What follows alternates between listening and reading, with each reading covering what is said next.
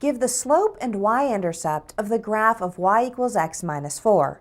Use them to graph the equation.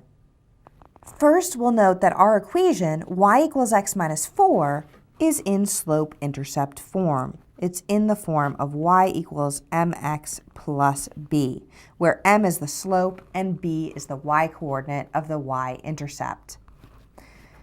In our case, we have y equals 1x plus negative 4. So the slope, m, is equal to 1, and the y-intercept is the point 0, b, where b is negative 4. So it's 0, negative 4. Now we can use this information to graph our equation. On our coordinate grid, we'll let each dotted line represent a unit of 1. So the maximum on each axis is 6, and the minimum is negative 6.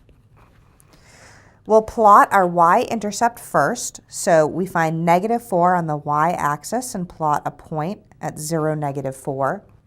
Using our slope of 1, we can move from the y-intercept and go up 1 unit and to the right 1 unit and plot another point on the line.